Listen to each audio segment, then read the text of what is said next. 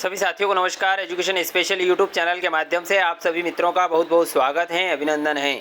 जैसा कि सभी साथी जानते हैं, एजुकेशन स्पेशल यूट्यूब चैनल के माध्यम से समय समय पर विभिन्न जानकारियां आप तक पहुंचाने का प्रयास इस प्लेटफॉर्म के माध्यम से किया जाता है। आज फिर एक महत्वपूर्ण वीडियो हम आपके लिए लेकर आए हैं।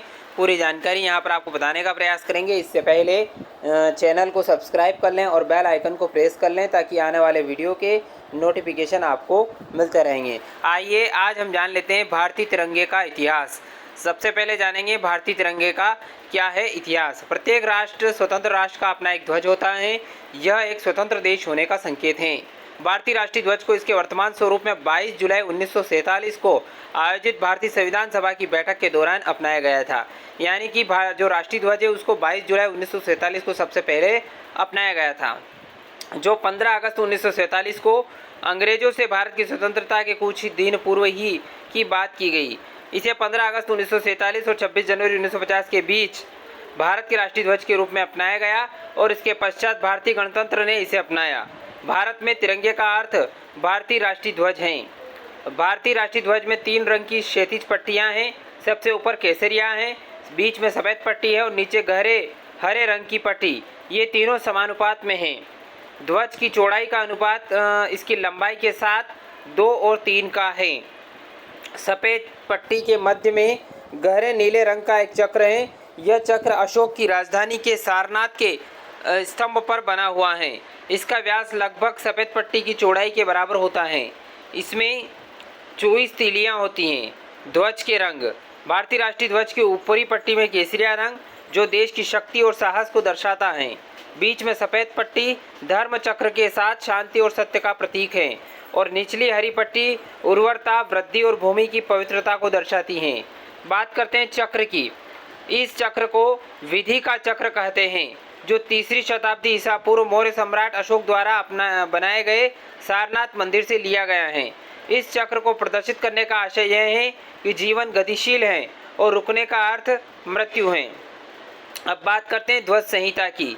26 जनवरी 2002 को भारतीय ध्वज संहिता में संशोधन किया गया और स्वतंत्रता के कई वर्ष बाद भारत के नागरिकों को अपने घरों, कार्यालयों और फैक्ट्री में न केवल राष्ट्रीय दिवसों पर बल्कि किसी भी दिन बिना किसी रुकावट के फहराने की अनुमति मिल गई।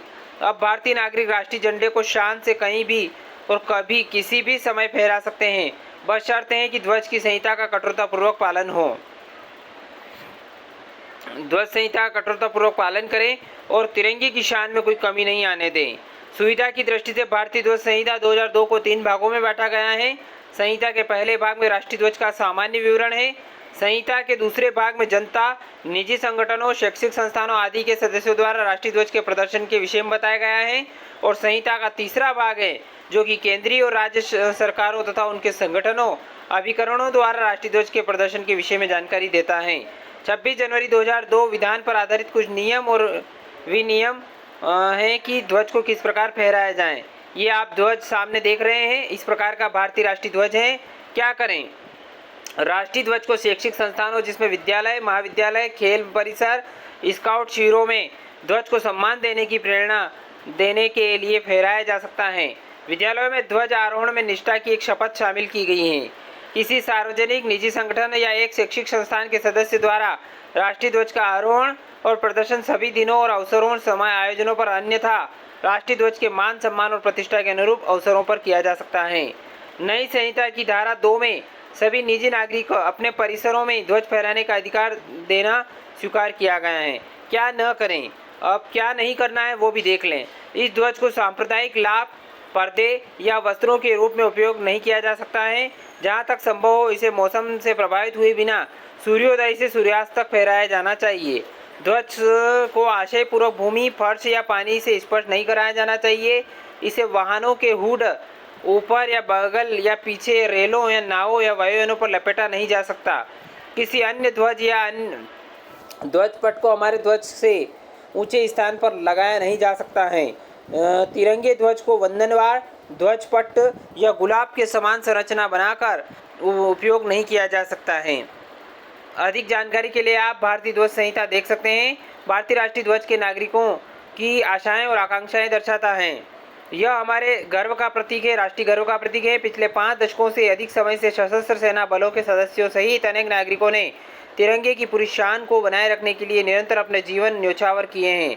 तो साथियों, ये बहुत ही बड़ी अपडेट है कि आज हमने जाना कि भारतीय राष्ट्रीय ध्वज के बारे में, भारतीय तिरंगे का इतिहास हमने जाना और उसके बारे में महत्वपूर्ण जानकारी यहाँ पर बताने का प्रयास मैंने इस प्लेटफॉर्म के माध्यम से किया है।